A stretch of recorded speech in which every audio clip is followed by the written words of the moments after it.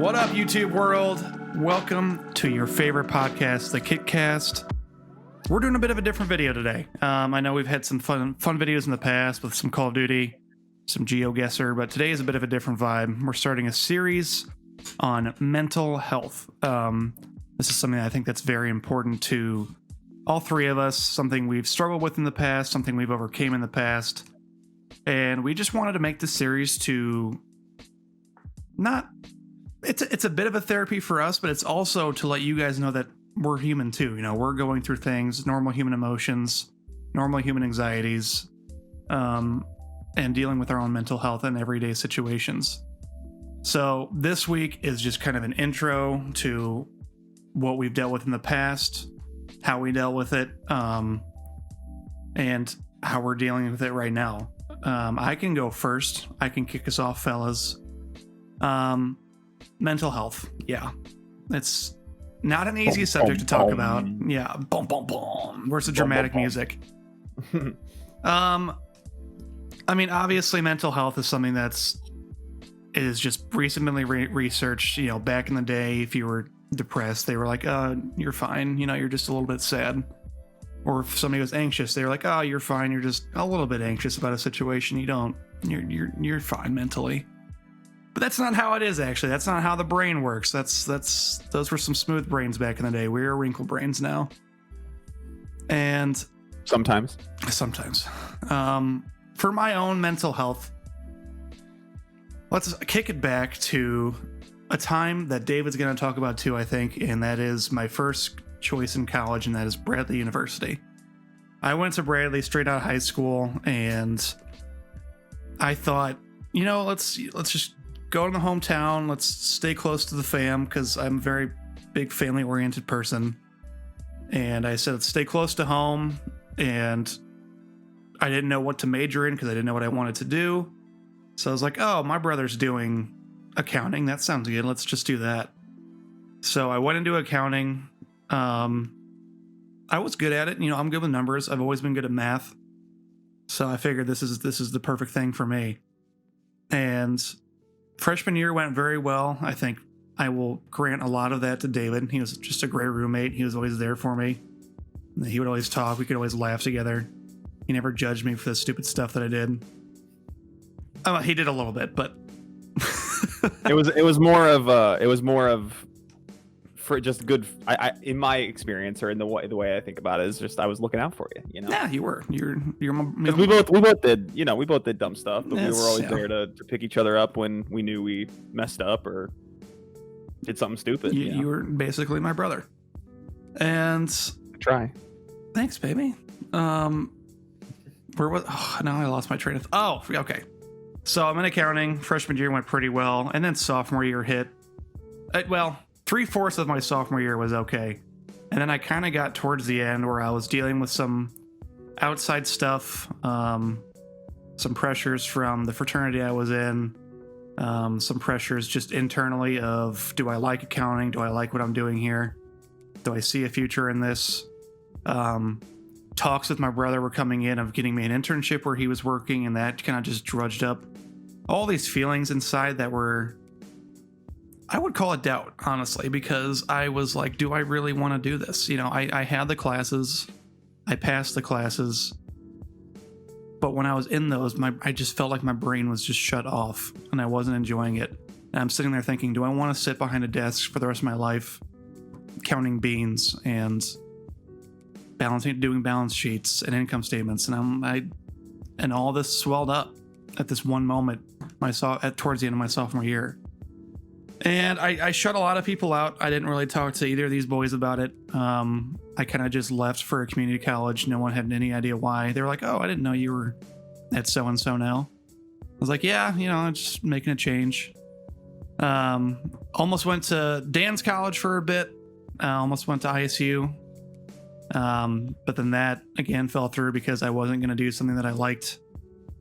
And that period between community college and deciding what I want to do was a pretty dark time for me mentally.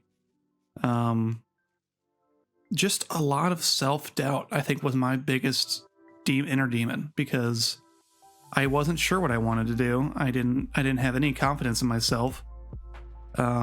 Weight gain definitely started to happen, which I'm still dealing with the repercussions of that. Yeah. But you know, body positivity. I don't care what I look like. I know who I am. Who I am. I'm beautiful inside and out. But we're working on it. We're gonna try to eat a little better. Anyways, finally, after about a year and a half of staying in Peoria, going to community college, working in landscaping with Dan for a bit. Shouts out.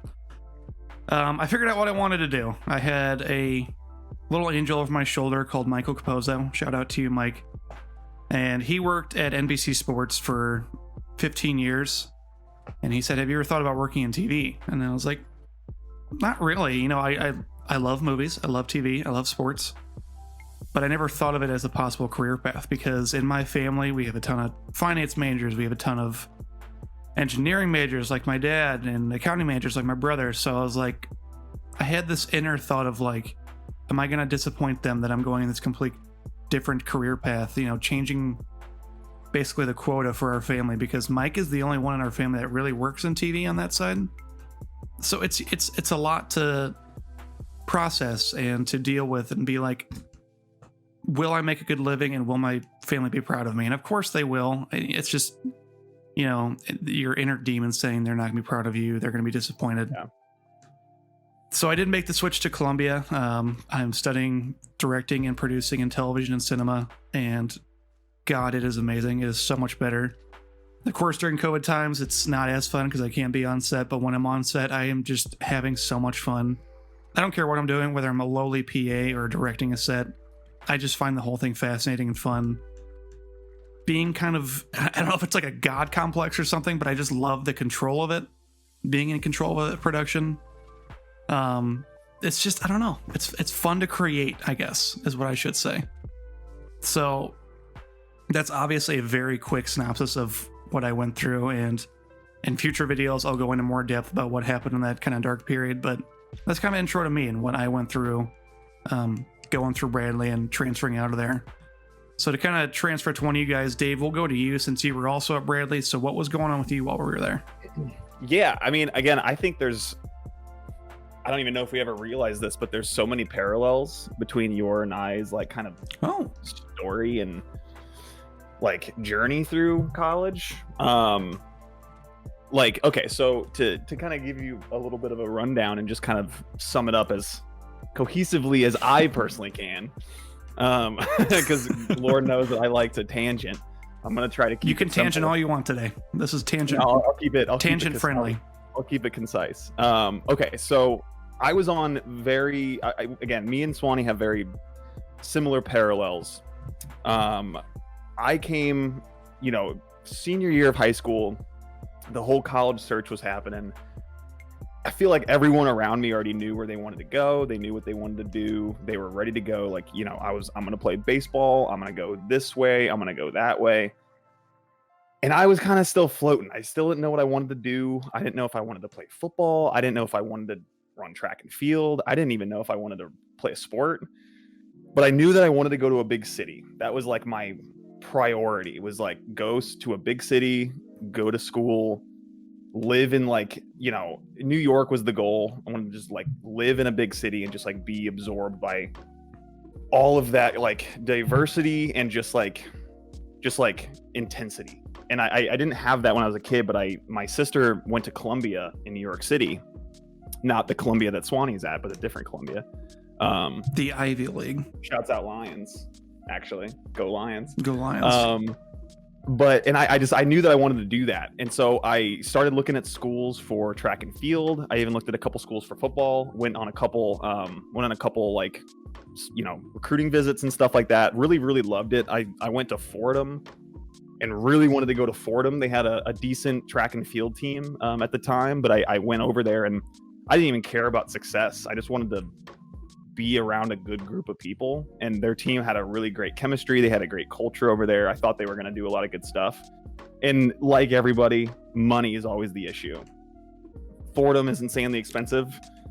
Other schools in New York that I was looking at were insanely expensive. Most of them were private, a couple publics, and even they were expensive.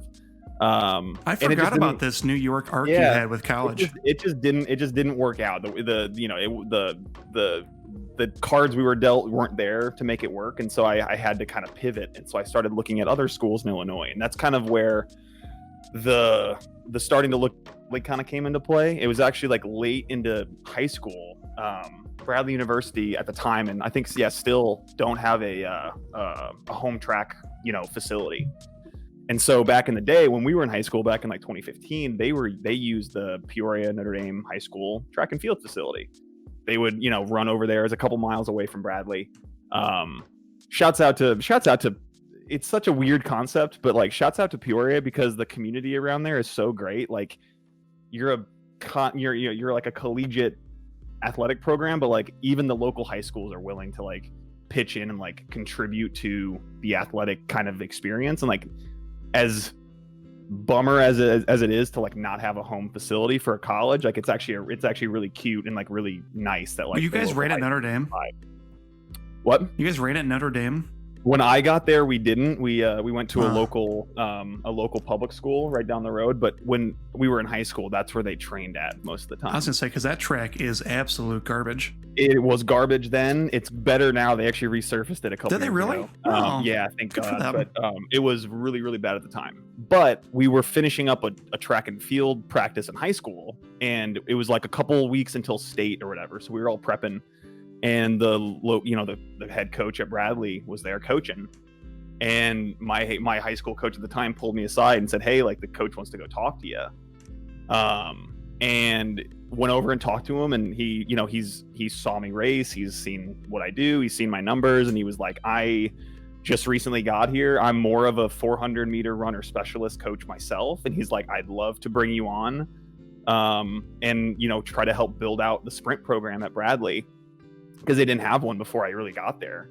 I think the last decent sprinter that they had was like back in the 80s and 90s. So like it's been a while since they had someone come in. So I went there. I committed, took a visit, really liked it. Ended up having a coaching switch that summer. Actually, the head coach that recruited me went somewhere else, and so I got a new coach, which had its own set of challenges, its own kind of thing. But that's kind of where like those stresses started, right? So I went to Bradley. Thank the Lord Swanee didn't have a roommate yet, because I went in I was the odd man on the track and field team. So like I was the last person in. I was an odd number, so I didn't have a roommate to match with.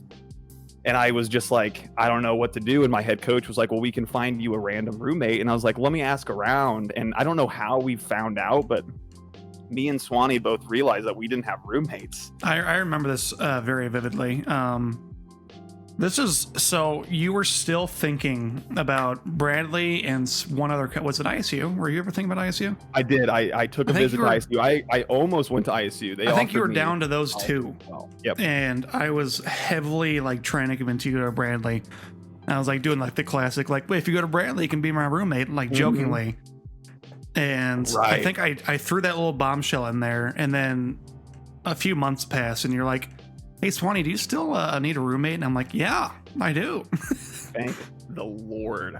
Because like honestly, that was like the saving grace of that year. Because like I said, I was the only quote unquote sprinter that was recruited.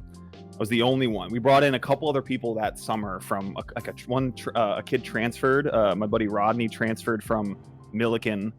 And then my buddy Pat, who was a freshman as well, he was just a walk-on. So he wanted to race, and he just walked on. But I was the only one that like got recruited out of the gate. And it was weird because, we had a coaching switch. So like there was obviously like a late coaching switch in the summer. So like you're a new head coach. You're just getting in there. You're focusing on the cross-country team because that's what you were recruited to do. And so the sprint program kind of like took half of a year, essentially half of the first semester, to really pick up and actually have like organized schedules and all that stuff. And so for the first 3-4 months, everything was just on our own, and that was really tough because like there wasn't a team really to like build around because everyone else was doing their own distance thing, and like we as like 3 sprinters were like, we have no direction at this point. And it got to a point where I was just like so beat down by that, and like I just didn't feel wanted. That it was really hard to like maintain staying motivated and like wanting to be there, to where like halfway through the year I thought about transferring. I think like halfway through the indoor season I had some decent numbers posted and like decent times, and I was like, I wonder if I should just start reaching out to other schools and like letting them know like the situation and like letting them know my times and see if they'd be interested in like bringing me in. But I gotta say, Swanee, if it wasn't for you, I wouldn't have been there. I would have left probably. Aw. I didn't even know you were going through that, dude. I know, it was something that I didn't really tell anybody. I told my sister, and that was pretty much it, just because again she kind of knew the situation and like understood where I was coming from. But like, yeah, it was really hard to talk about because I don't like being that person. I don't like being someone that quits. No, and you I never really quit. I really thought about quitting, and like that's something that I never think about. You both have that problem. Well, that's not a problem, but and yeah, and it's not a problem. It's just like your internal kind of like competitor in you is like, you're not a quitter. We can Stick be this down out, 6-1 in Rocket League, and Dan still doesn't want to quit. So can't. Yeah, you got it down 5-0 on Search and Destroy. Can't do it. 6 easy Don't wins. don't call it a comeback. It usually But is. yeah, I mean, that was, you know, to sum it up, like that was a very like stressful and like super hard time to deal with, because again, like I don't like being someone that quits, even though that wouldn't have been quitting. It would have been a healthy thing to do, I think, had I been in a little bit different of a situation. But God bless you and your mother, who provided us with a plethora, a huge pantry, the best college pantry of snacks you could ever ask for. And she was there for us to make us feel at home. And like, that was really great, because as close to home as we were, it felt like we were forever away. Felt like 1,000 miles. I felt so alone sometimes, but like when you were there, I didn't. Like I had someone I could be with and like talk to and hang out with and joke around with and like actually feel welcome in a place that I didn't feel welcome. That was really good. It's crazy that we fed off each other even though we didn't know we were doing it. I know. It was like, it's one of those things where like in hindsight, like had we just like talked about it more, I feel like we could have like been in a little bit of a better situation and been able to like help each other out a little bit. I could have transferred to the communications program and did school with you that way. I know we could have chatted. We just didn't really talk about any of that stuff in terms of career path, because like I was still kind of figuring it out.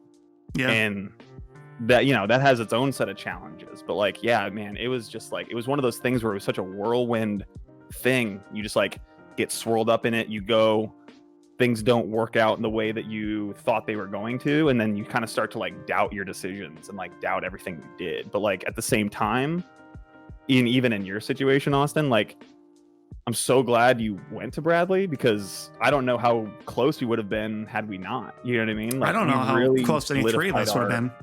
Me and Dan would have kept gaming, but yeah, and like our freshman year, like I think all three of us became super, super close. Even though Dan didn't go to the same school, like that was the year that we really freaking like, Redbird over developed our relationship together as a squad. And like, I don't know if that would have happened if we all went to different schools. You know what I mean? So like, as there were definitely some negatives and there was definitely challenges presented by all three of us, and we'll hear about, you know, some of Dan's here in a second, because I'll stop talking. But I mean, it's one of those things like, you know, you hate to say the cliche, everything happens for a reason, but like, I don't know if the Kit Cast is a thing had we all not done and made the decisions that we made. And like, that's an interesting way to think about it, because there's always light at the end of the tunnel, no matter what situation you're in. And like, it's all about just like not putting your head down, but it's all about just like coming in it with a good attitude and like knowing that, you know, you can pull positives out of like any situation. Yeah. And I definitely, due to the help of you two, especially during that year, like really, really helped, like, you know, just me make the best of that situation and like continue on and kind of pull through. And like, you know, again, at the end of my college tenure, I was so happy that I chose that school.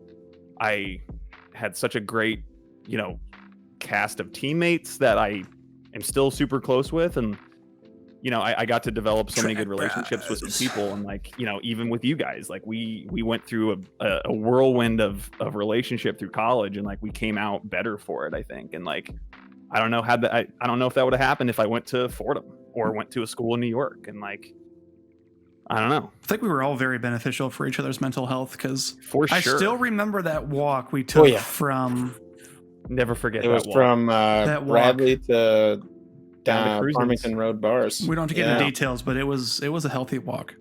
Yeah, full. It was a sitcom-esque Yes. guy friend breakdown and resurrection. It was awesome. It was great. It was We all burned each other down and like rose from the ashes. Rose from and the like ashes. a phoenix. It was insane. It was so good. We can talk about that at probably some Yeah, other we time. should definitely once we get a That's a little good more comfortable combo. with this, we can get specific. But again, I just want to kind of sum it up. Like, thank you both, because Thank you, pal.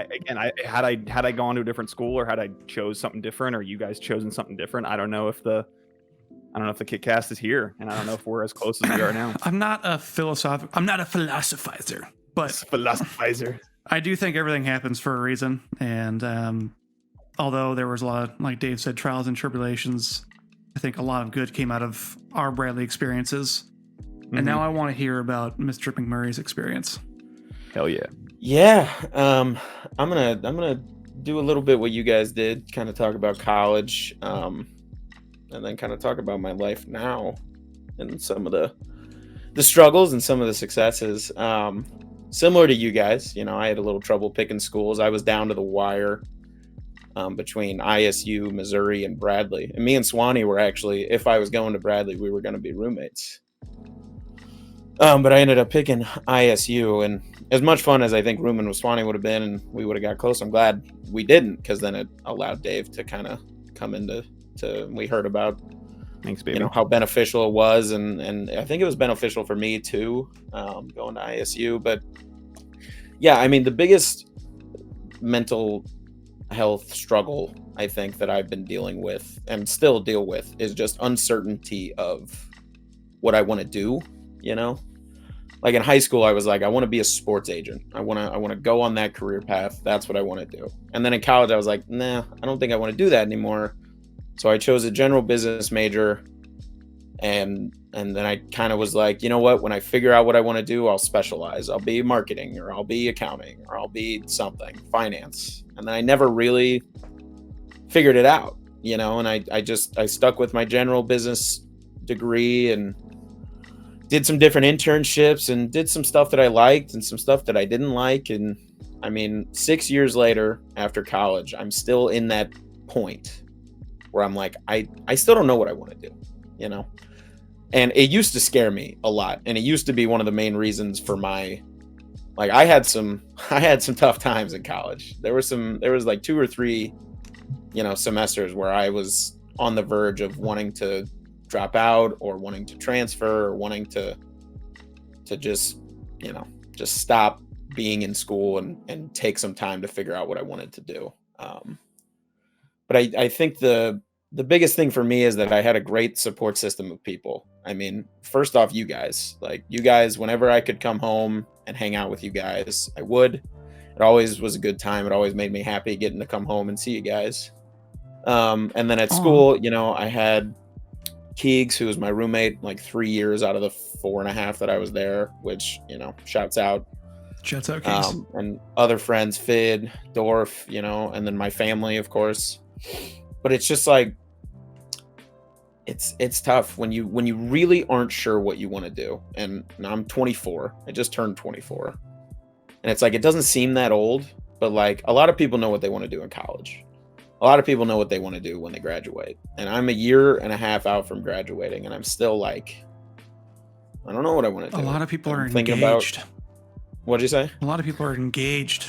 Yeah. Right. People are ready to move on with their lives. And I'm like, I still wear headbands, and I live with my parents, and I work a job that, I like the company I work for, but it's not a job I want to do for the next 5 years. I want to be doing something else soon, And it's just tough. And you go from college not knowing what you want to do, and then you go to now I'm living at home, paying off some student loans, and just kind of running through the motions professionally.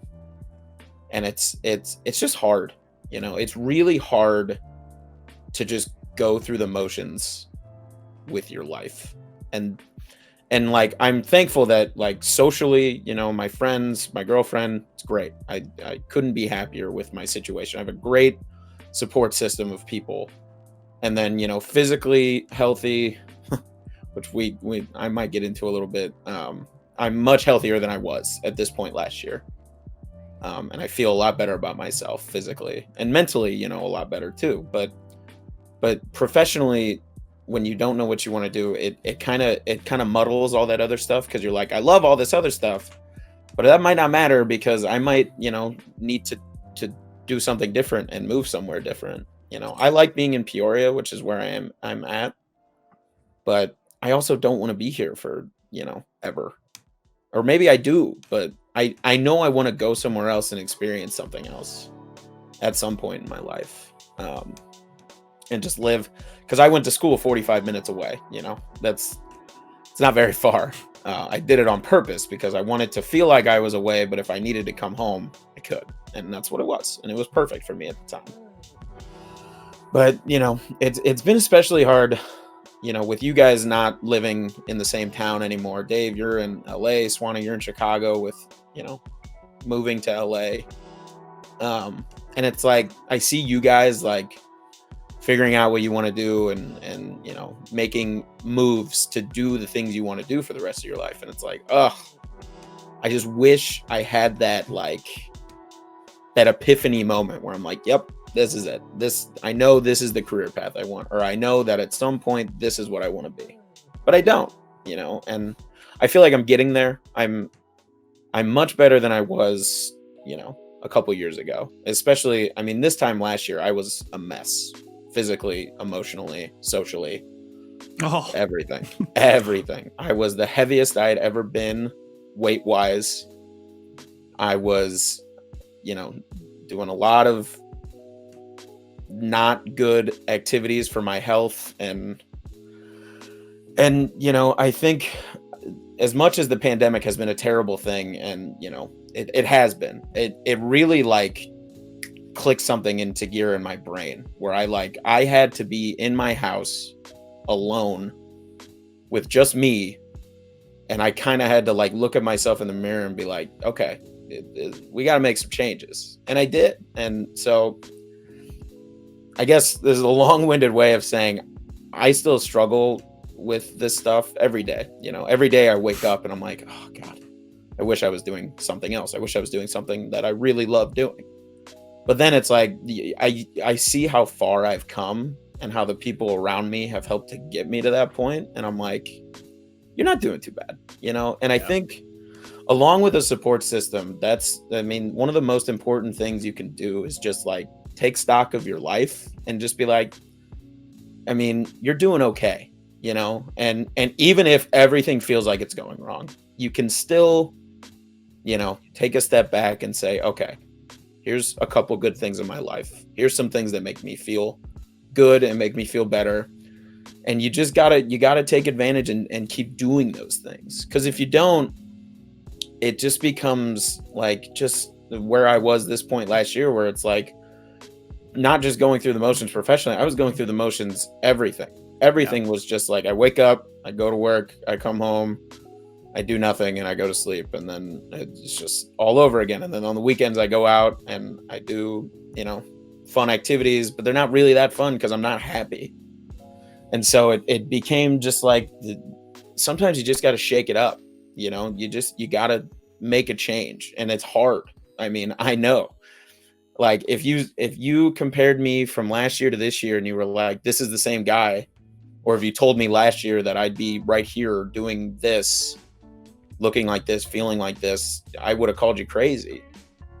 But I've definitely, I mean, I've gone on a tangent just about how I feel, you know. This really wasn't as specific as your guys's, but you know, mental health is something, it doesn't just go away, you know. It's not something that you just flip a switch and it's like, oh, I feel great all the time about everything, you know. At least not for me. And I assume not for you guys either. I mean, we all, Swanee said it, we all have doubt. And doubt is like, it can be one of the most challenging things to get over. Doubt is a battle of attrition. Yeah. No shit. And it's like, I'm sorry, I might have to beep that No, one out. we can. You're good. okay. But yes, How- you're 100% correct. Right.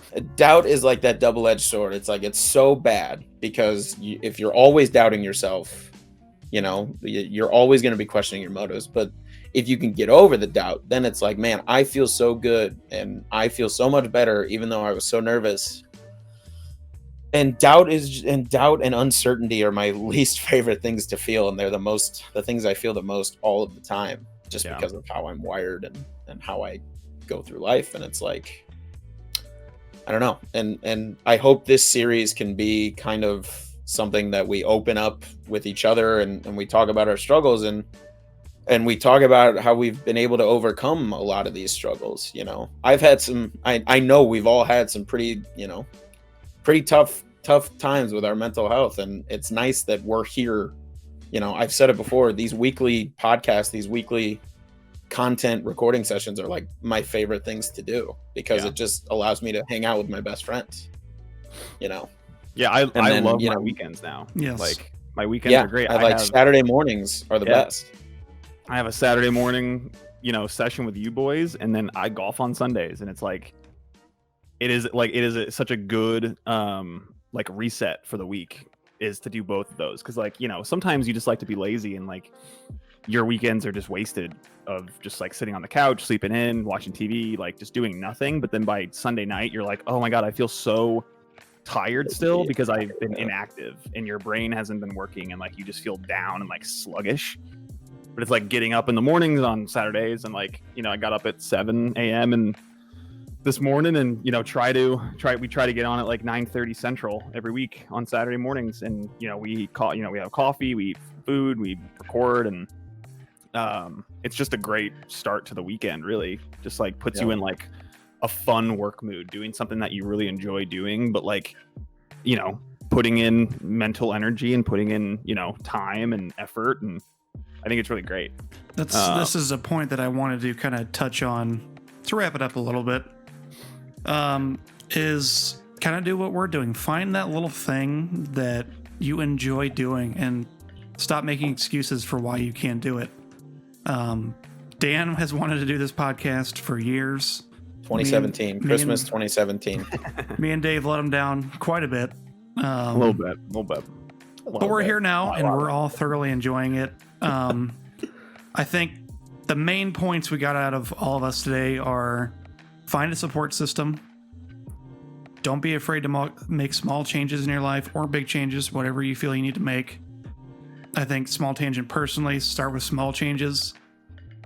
And then if you feel a big change needs to happen, then do it. Because another quick tangent. It's very, very quick. Don't worry. No, it's okay. I thought the move from Peoria to Chicago for school was a huge leap. And now I'm like, that's the smallest thing ever. Like it's nothing. So don't be afraid to make those changes that you think are big, but in hindsight, they're really not. And to be clear, Swanee, the move to LA, I'm sure it feels large. It doesn't anymore, though. That's the thing. It just feels like I'm just doing something. It'll be fine. There's a huge, like, at least from my experience, like, again, we grew up in a very small city, I guess. Like, small town, as it was put in in the Google Doc that we. Everyone in Chicago thinks Peoria is a farm town, man. Yeah, for being a small city, it does very much feel like a town, though. Like, it does not feel like you're in New York or Chicago. But again, it's one of those things that, like, as soon as you put your feet on the ground, it doesn't feel much different than anything else. And like, there's a big kind of like fear, I think, from especially like in my experience, like Midwestern people, about moving from their smaller kind of tight-knit towns and cities where everybody knows everybody and it feels comfortable, to moving to a city where you don't know anybody. And it's like, yeah, that's a big jump and it's a big transition, but at the same time, like, it's one of those things. It's like the water's always cold, but then you jump in it and 2 minutes later you're fine. And like, as soon as you get into where you're at and you like get your feet on the ground and you just breathe and you're like, I am in this environment now, you become accustomed to it and you become more comfortable. I think Chicago was a great prep for me for this big move to LA, because this move to LA doesn't feel as near as scary as my move to Chicago, which is weird. Right. And I knew that you were having those fears too. I've been trying to get you over here since you got to Columbia, Chicago. You've been trying to get us over there. You knew I was going to end up there. I was just waiting. I was just biding my time. You knew it was going to happen. I got to check Dan off my list still too, but we're going to work on him. Here's my thing. Let's all move to New Zealand, Auckland. Let's open a bar. I would love that. Anyways, Dan, what were you going to say? Yeah, just to kind of my quick tangent off of you. Small changes, big changes, whatever you feel like you need to make. But I think one of the most important things is be patient. Be patient with yourself and be patient with people around you, because, changes don't happen overnight. Yeah.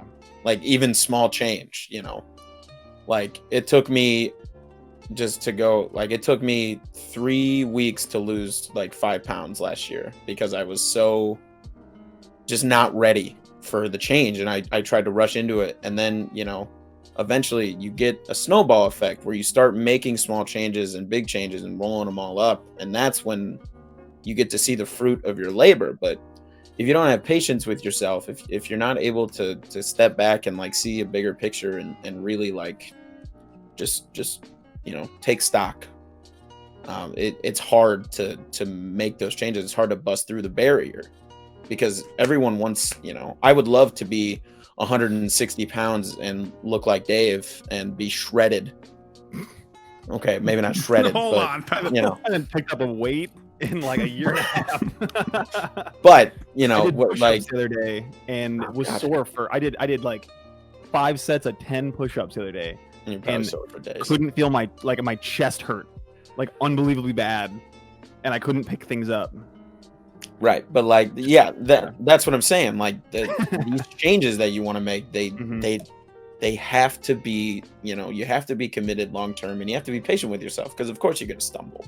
Yeah. Of course you're going to, everyone, nobody's perfect. Nobody makes changes immediately with no struggles whatsoever. If they do, they're inhuman, because everyone has, flaws. Everyone has a point where they're like, you know what, I can't do it. Or you're like, you know what, not today. And it's like, well, if it's not today, just get back on it tomorrow.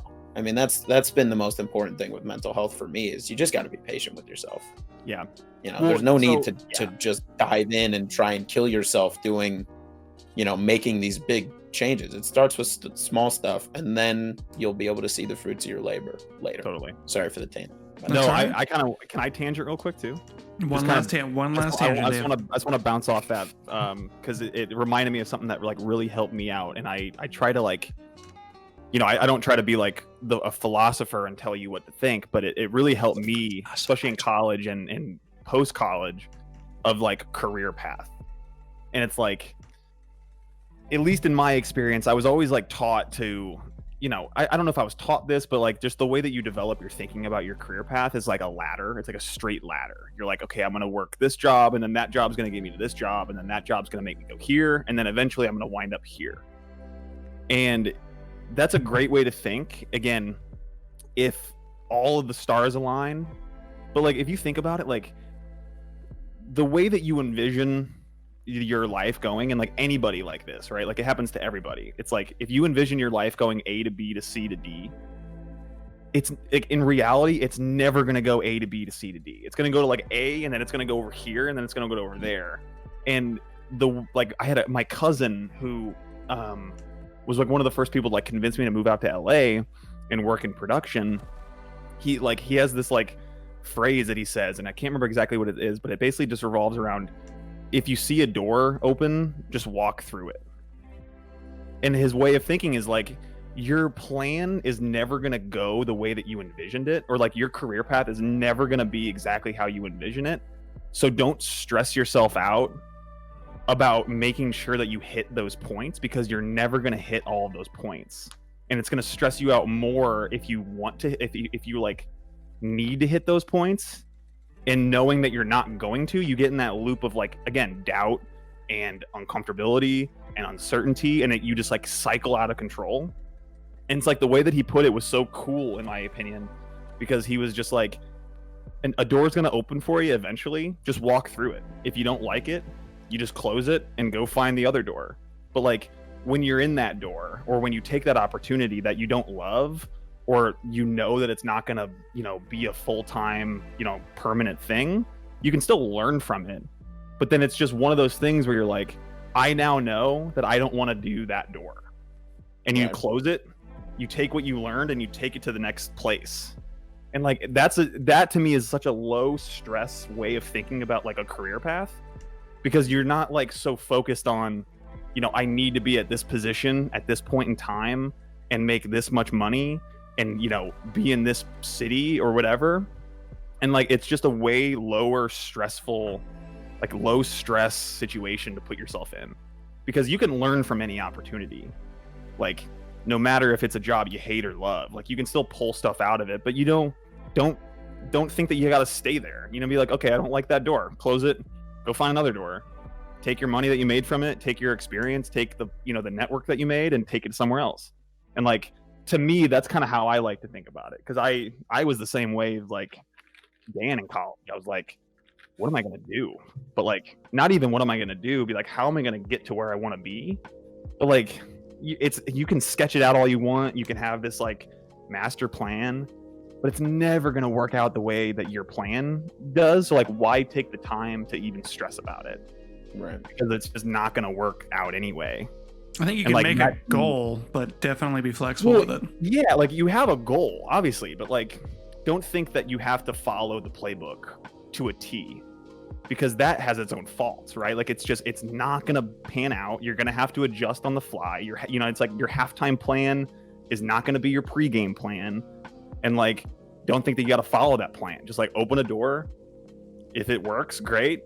And then it'll lead you to another door and you open up that door. But like, don't think that you have to go to each specific door along the way, because it's just, it's not going to work. But to me, like I suffered from that in college, and even like after college, I like would have stress dreams about my next step. And it's like, as soon as you stop like worrying about it, you actually find more opportunities, and you like are more comfortable taking things that you didn't think that you would take originally. And I think that works out for the better, at least in my experience. Yeah, just one short quote, Swanee. I promise it's not a tangent. Mike Tyson has one of my favorite quotes of all time. He says, everybody has a plan until they get punched in the mouth. Right. You can plan all you want, but until you actually like go out and experience, diversity, or experience some sort, or not diversity, adversity. So you go out and have to put it into place, your plan's going to change, most likely 99.9% of the time. So totally, you just got to roll with the punches. And I've learned that too. So yeah, I just think it's a cool way of thinking. It's like, don't think of your career path as a ladder. Think of it as like just like random stepping stones that get you to an overall kind of goal. And like, there's more than one way to, get to a goal. You don't have to, the corporate ladder, so to speak, is just not really a thing anymore in my experience, or at least in the industry that I'm in. It's like, there's no stepping stone. Like, you can take multitudes of jobs and still get to a point where, you wanted to end up. And I think that's a really cool and like almost freeing part of how I, the way that I work, or at least the industry that I'm in, is like, you don't have to take specific things. You can just take whatever you get, and like, you learn from it, and you develop a skill set that becomes something that you get down the line, and you can attribute it to a job that you're, a goal job that you had. And like, that's exciting. But yeah, my tangent's done. Thank you. Did he say quick tangent before? Anyways, that was really well worded though, Dave. That was a really well worded tangent though. I'll allow it. Yeah, I liked it a lot. So I think I'm gonna sum it up. I'm finally gonna sum it up. We made a lot more points between the three I was gonna make. So the one I'm gonna end it on overall: pave your own path, be comfortable with being uncomfortable, and just trust your gut. Do what you want to do. Yeah. So I hope you guys enjoyed this short little, not short, medium-sized video. This is our new series. We're going to do mental health. Next week, we're going to be doing mental health in gaming. We're going to be doing this basically the same thing, but little video games in the background, so some visual stimuli for you. And talking about how gaming has changed us, how it's changed our friendship, and how it actually helps us a little bit with our mental health. So I didn't talk about that. I hope you guys check it out, and we'll see you next week. Peace out. Peace.